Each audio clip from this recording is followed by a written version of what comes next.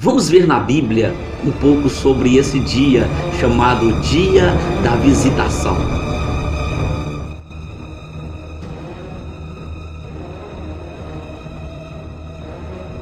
O apóstolo Pedro nos orienta a ficar atento com o dia da visitação. E é sobre o dia da visitação que eu quero falar com você neste momento.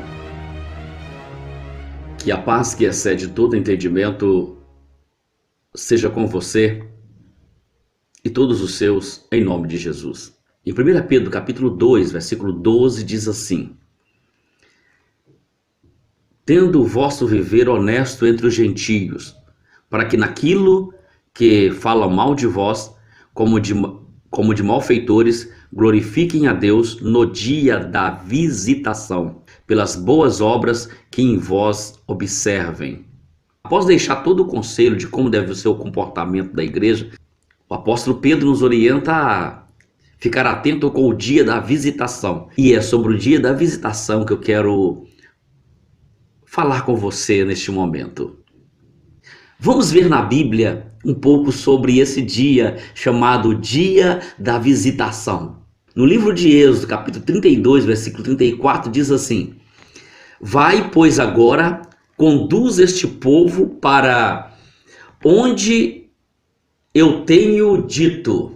Eis que o meu anjo irá adiante de ti, porém no dia da minha visitação visitarei neles o seu pecado. Olha bem, o povo de Israel foi tirado do Egito por Moisés, através da poderosa mão de Deus, claro, né?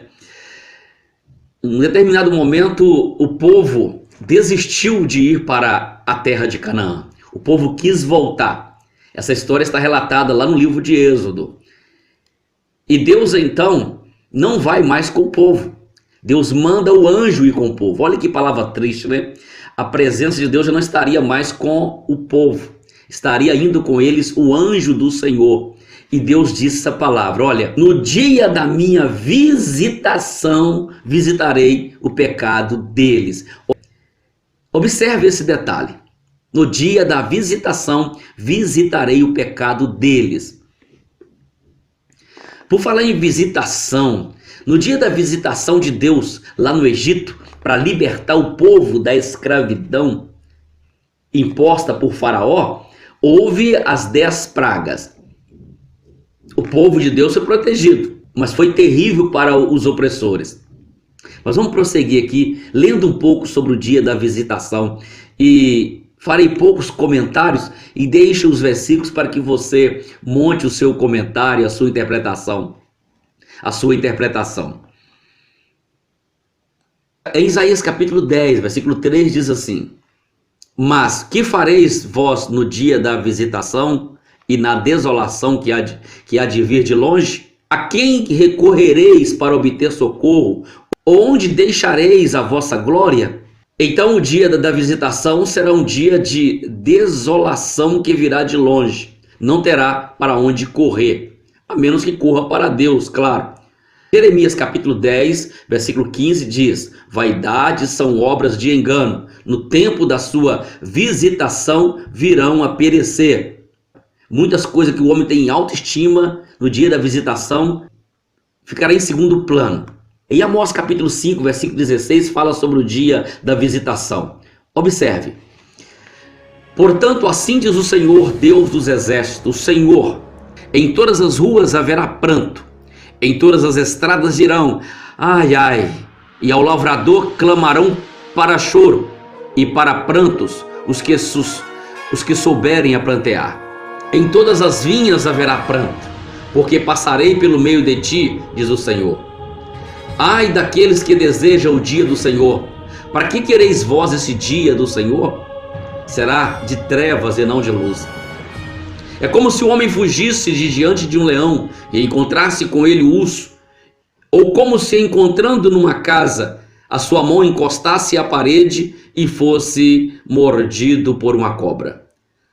Não será, pois, o dia do Senhor trevas e não luz, e escuridão sem que haja resplendor? Ai daqueles que desejam o dia do Senhor. Olha essa parábola, como as pessoas sentirão no dia do Senhor. É como se fugisse do leão, escapasse, porém percebesse que tem um urso correndo atrás dele, escapa do urso, encontra um casebre, põe a mão na parede, uma cobra o pique. Ou seja, praticamente sem solução, sem escape. Como escapar do dia da visitação? Como ser protegido? É em Cristo, claro. Ele promete buscar os seus. Não se turbe o vosso coração. Credes em Deus, crede também em mim. Lembra dessa palavra de João, capítulo 14? Em Tito, capítulo 2, diz assim: porque a graça de Deus se manifestou salvadora a todos os homens. Ele nos ensina a renunciar à impiedade e às paixões mundanas e a viver de maneira sensata, justa e piedosa nesta era presente, enquanto aguardamos a bendita esperança e a gloriosa manifestação do grande Deus e Salvador Jesus Cristo. Ele se entregou por nós, a fim de nos remir de toda maldade e purificar para si mesmo um povo particularmente seu, dedicado à prática das boas obras. As maldades, o pecado do homem, a concupiscência da carne, que o homem tem dado valor e praticado, não ficará impune. Deus tratará no dia da visitação. Ele poupará a sua igreja. Ele levará a sua igreja. Aquele que confessou a Cristo como Salvador. Aquele que recebeu a Cristo e está esperando esta salvação. O apóstolo Paulo fala um pouco sobre o dia da visitação e eu quero ler com você aqui em 2 Tessalonicenses, capítulo 2, versículo 1 ao 4.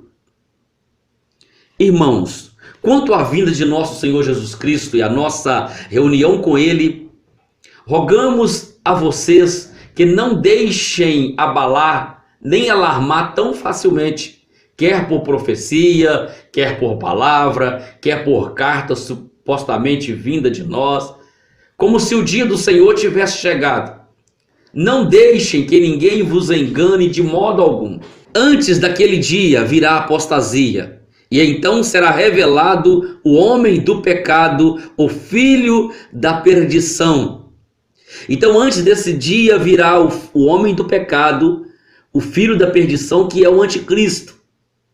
Ele irá manifestar. Este se opõe e exalta acima de tudo que se chama Deus ou objeto de adoração, chegando até a sentar-se no santuário de Deus, proclamando-se ele mesmo Deus. Observe nesse comercial, o pastor e o seu aprendiz estão fazendo o parto de uma ovelha. Mas algo estranho acontece. Observe que quando nasce o filhote da ovelha, nasce um bode. E esse bode já nasce com chifre de um bode adulto. E ele começa a mandar. Ele enfrenta o pastor, ele toma o rebanho. Quando o pastor vai tosquear as suas ovelhas, ele enfrenta o pastor e ele abre um buraco na cerca do aprisco. Enquanto o pastor está arrumando a cerca, ele vai na frente das ovelhas. Estariam eles anunciando que o anticristo já está no mundo e tomará o lugar do pastor em um tempo próximo?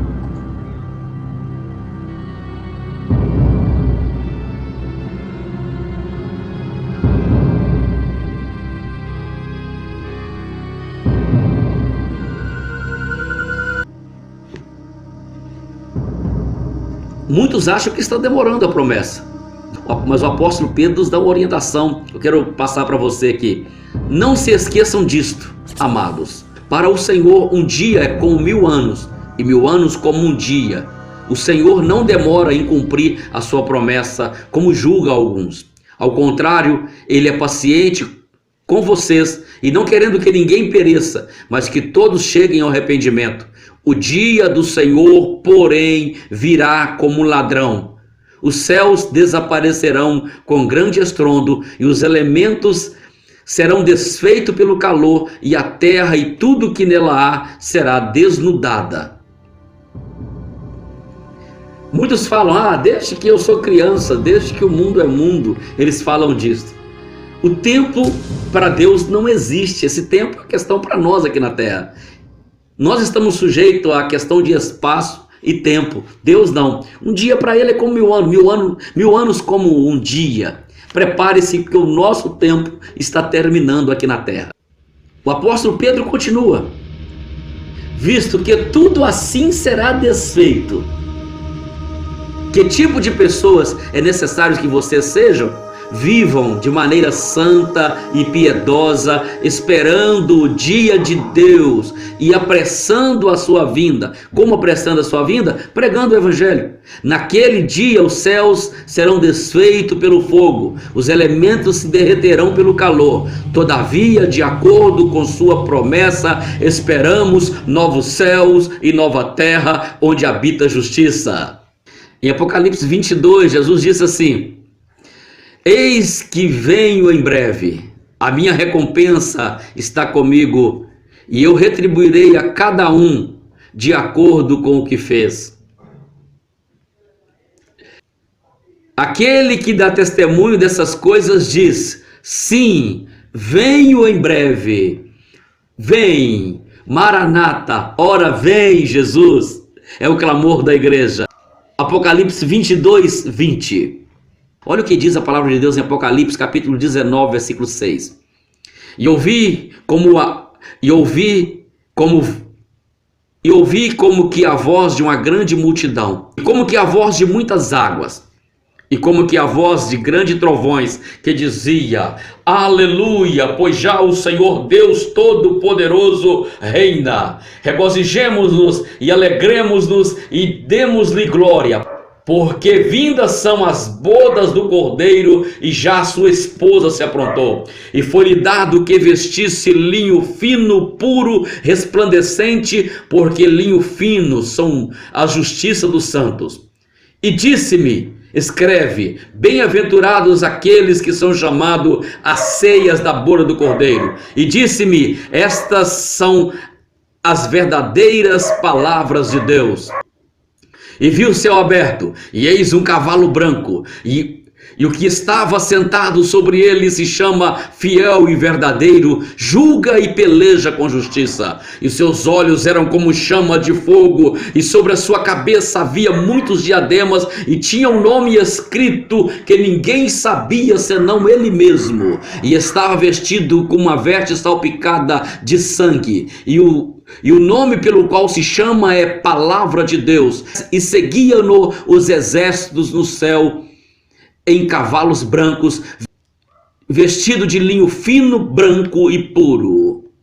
E da sua boca saía uma aguda espada, para ferir com ele as nações, e ele as regerá com vara de ferro. Ele mesmo que pisa o lagar do vinho do furor e da ira do Todo-Poderoso.